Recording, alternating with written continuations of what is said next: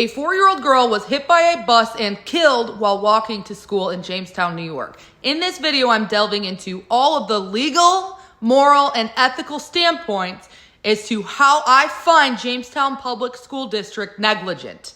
I studied secondary education at the University of Pittsburgh for 2 years.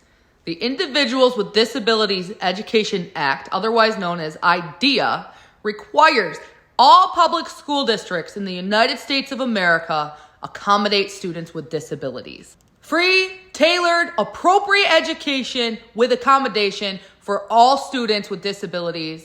One example of those accommodations is transportation. What does that mean? That means if your child has a disability, whether they have an individualized education plan, an IEP, or a Section 504 plan, all public school districts in the United States of America are required by federal law to provide transportation to that student with a disability to and from school and to and from all major school-related events. This includes students with Section 504 plans. That's not exclusive to only students with IEPs. So if your child has a Section 504 plan because they have ADHD or an IEP because they're deaf, the public school districts in the United States of America are federally held, bound by the law, to provide them with transportation. The least restrictive environment was established in 2014 under IDEA. This means, after assessment, all students with disabilities are to have placement in the least restrictive learning environment, so that students with disabilities are included in the general education classroom. That means if your child is legally blind, they are protected by federal law to be included in the general ed classroom with assistive technology, accommodation, walking to and from their classes, to the cafeteria, their locker, and above all, they are accommodated with transportation. But whether or not your child spends more time in the special education sensory classroom or the general ed classroom, public school districts are required by federal law to appropriately accommodate them for free and meet all of their needs. This applies to all students with disabilities. So, why am I talking about the Individuals with Disabilities Education Act if a small child just got hit by a bus and tragically lost her life in Jamestown, New York? Well, I'm discussing the Individuals with Disabilities Education Act because every school district in the United States of America is required by federal law to meet the needs of students with disabilities and accommodate them with transportation to and from school. Well, Adrielle, the little girl must not have had a Section 504 plan or an IEP if the school wasn't providing her with transportation. You don't know if she had a disability, and neither does the school district. Number one, a lot of disabilities aren't diagnosed until later in life. For example, the most common age for a child to be diagnosed with ADHD is 13 years old. Other common disabilities, such as autism spectrum disorder, dyslexia, audio processing disorder, may not be diagnosed until later in life. And some families lack the general health care that is required for children to be assessed and diagnosed with specific disabilities, such as autism spectrum disorder, dyslexia, audio processing disorder that is required of a speech pathologist's diagnosis. But we're going to get to something called Title 34 that's in accordance with Federal Law Code 300.111 very soon. Keep watching. Unfortunately, some children spend their entire childhood with disabilities and are not diagnosed until early adulthood. So how is this relevant to a 4-year-old girl walking to school, getting hit by a bus, and dying in Jamestown, New York? I'm a mother. My children and I have moved around a lot. We've spent time living in 2 small communities and 2 major cities. Coincidentally, both major cities provided transportation for all students, no limits. Whereas the small communities only provided transportation for students who live more than 2 miles away from the school.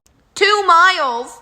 Through all weather conditions, through all traffic conditions, through all physical and mental conditions. That's right, if a student breaks a leg and their family is without a car, they are required to walk to school. That's right, if there's a thunderstorm, freezing rain, a blizzard, if there's no sidewalk, the students are required to walk to school.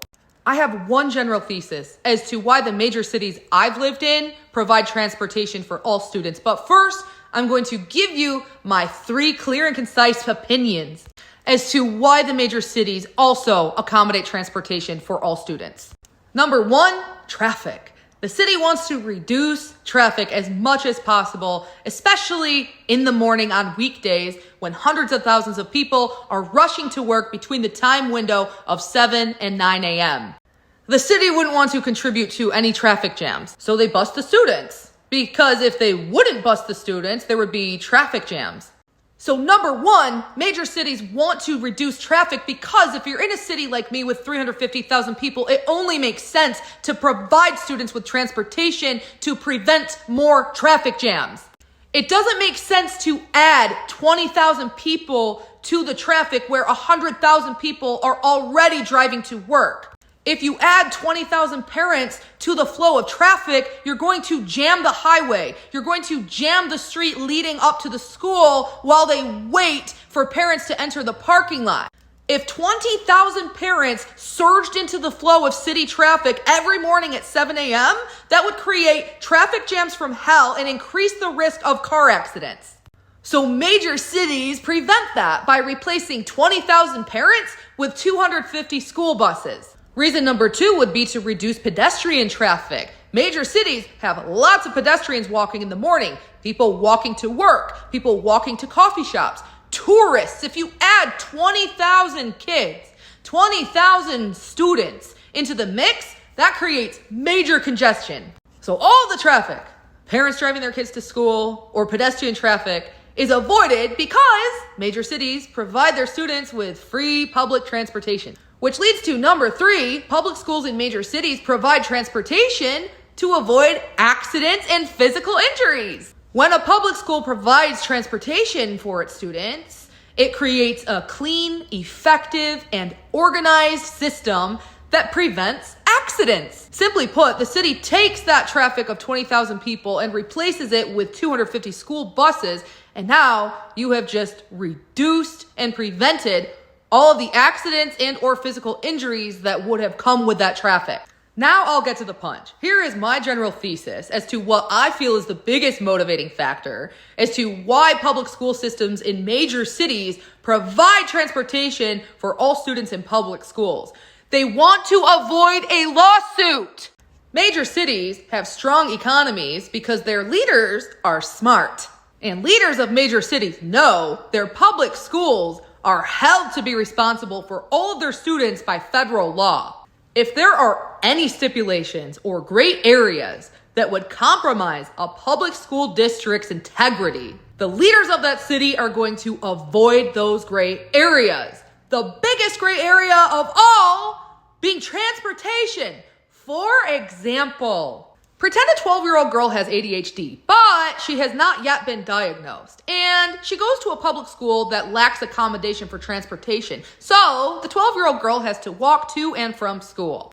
And one day, the 12-year-old girl is walking home from school listening to music, but because of her ADHD, she forgets to look for oncoming traffic and gets hit by a car, breaks her leg. She would immediately be rushed to the emergency room. In the hospital, the emergency room physician would assess her physical and mental health. At the hospital, after the mental health evaluation, the physician would refer her to a psychologist, who would then diagnose the 12-year-old girl with ADHD 3 weeks later. Now the public school has a state and federal lawsuit because in the United States of America, all public school districts are required by federal law to go out of their way and perform extensive, comprehensive mental health evaluations if a student shows signs of having a disability. Idea, Part B, Title 34, Federal Law Code 300.111, Child Find. And don't be fooled by a child's age, because the duties required by this federal law are effective at birth until 21 years of age. That child's parents would have a strong lawsuit and win the case. The evidence could be as simple as the 12-year-old girl's report card. Title 34. Title 34. Jamestown Public School District of Jamestown, New York is more than aware of Title 34 and they are a brick right now. Because Section B of Individuals with Disabilities Education Act, Title 34, Federal Law Code 300.111, Child Find, explicitly states all public schools in the United States are required to have a system to identify, locate, and evaluate students with disabilities, children who are potentially eligible for special education even before they formally register. This includes child-find activities like outreach, screenings, or public notices. Which means if that little girl's family had not received a letter or any specific outreach from Jamestown Public School District to screen their daughter for any sort of disability, mental or physical, upon registering formally as a student, that family will have a federal case. That family will have their day in court for the public school failing and lacking to provide accommodation for their daughter. Whether or not the little girl had a disability, if the family can prove that school district did not abide by their federal duties by performing a child-find outreach to their family, especially if anyone in the family, whether it's a sibling or a parent who was formerly a student with a disability or an actively registered sibling with a disability, that family has a strong federal case. In addition to the case this family has with New York State for that public school district's lack of supervision, causing the death of a child. Your lack of transportation is a lack of accommodation. That is a liability. With all of that being said, my sincere condolences go out to the little girl's family and all of her friends. I lived in Jamestown, New York for 2 years. In the 2 years I lived in Jamestown, New York with my children were students of Jamestown Public School District. In my experience, I have witnessed more negligence from a public school than I have ever seen in my life. Jamestown Public School District is the lowest operating school district I have ever witnessed in my life. I bore witness, recorded video evidence, and published evidence of Jamestown Public School District neglecting their students by forcing them to walk through horrendous weather conditions. I complained about the school district's lack of transportation every school day consecutively for about 3 months. Witnessing children fall on the ice, struggle to walk through freezing rain, walk through blizzards. I witnessed these small children as young as 8 years old walking through snowstorms and freezing rain wearing nothing but a t-shirt. The school district didn't even provide proper winter attire. They could have at least had a charity closet for students who needed winter coats, boots, gloves, and hats. The lack of accommodation in Jamestown Public School District is dangerous. The lack of supervision in Jamestown Public School District is dangerous. The lack of rules and the enforcement of the current rules they have are dangerous. The use of cell phones in Jamestown Public School District is dangerous. And not to mention, the cell phone use in Jamestown Public School District is a liability.